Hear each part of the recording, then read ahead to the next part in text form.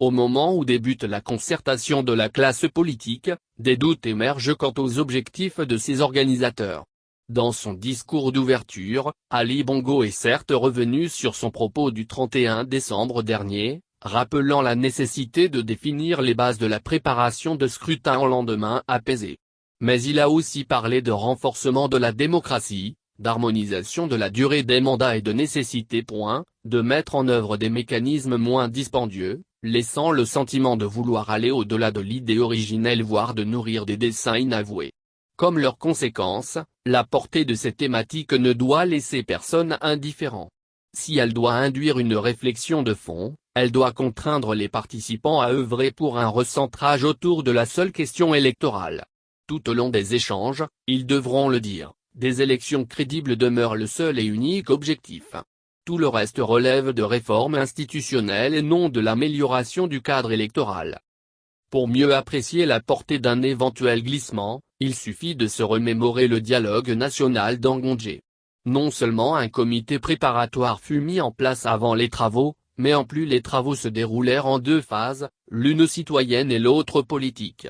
Sur les réformes des institutions et la consolidation de l'état de droit démocratique comme sur les réformes électorales, la modernisation de la vie publique ou la consolidation de la paix et de la cohésion nationale, la société civile eut son mot à dire. Or, elle n'a pas été conviée à la concertation en cours. Peut-on aborder des questions touchant au mode d'élection, à la durée des mandats sans s'ouvrir à elle et au reste du pays ? Ne serait-ce pas une façon de réserver la jouissance de la citoyenneté aux seuls acteurs politiques ? Ou faut-il revenir sur le format pour élargir la liste des participants ? Loin de tout procès d'intention, la volonté de mettre en œuvre des mécanismes moins dispendieux doit alerter sur les risques de dénaturation de l'idée originelle. Avertis par les transgressions ayant émaillé le processus de mise en place du bureau du Centre gabonais des élections, les participants doivent redire la nécessité de focaliser, échanges sur des questions exclusivement électorales. Instruits de l'expérience du passé, ils doivent veiller à ne pas s'éparpiller. Encore moins à tout embrasser.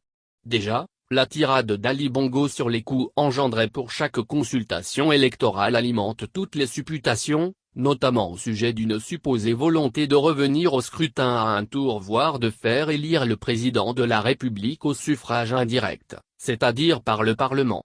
De la part de l'initiateur du dialogue d'Angondjé, cette remarque résonne comme un rétropédalage voire une remise en cause de l'esprit de nos institutions. Cette accusation se nourrit aussi des hésitations et petits calculs de ces derniers mois. Chacun se souvient avoir vu le ministère de l'Intérieur refuser de renouveler le bureau du GJ, avant d'y être contraint par la Cour constitutionnelle, elle-même saisie par réappropriation du Gabon, de son indépendance et pour sa reconstruction, réagir. Tout le monde observe les retards enregistrés dans la confection de la liste électorale. Finalement, tout se passe comme si la présidentielle n'aura pas lieu en août prochain, comme s'il y avait une volonté de créer un cas de force majeure pour la différer. Il importe, de savoir si la concertation vise des élections libres, transparentes et inclusives ou si elle n'est qu'un subterfuge pour obtenir un report des élections, écrivait d'ailleurs la présidente de l'Union nationale, dans une tribune libre lundi dernier, invitant les organisateurs à y répondre pour donner des gages de leur sincérité. En pure perte. N'ayant jamais été au clair, le pouvoir a fini par légitimer la suspicion. Au vu de ses agissements, ses objectifs semblent aller au-delà de la question électorale. Vollen-Olen, Ali Bongo et ses alliés donnent l'impression de vouloir s'attaquer aux fondamentaux de notre État et de notre démocratie. Est-ce bien le moment et le cadre ?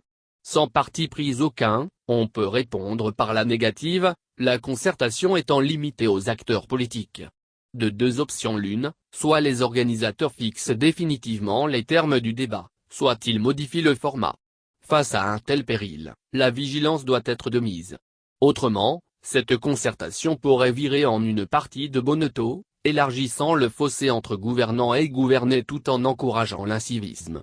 Ce sont, en tout cas, les risques auxquels l'exposent ces organisateurs.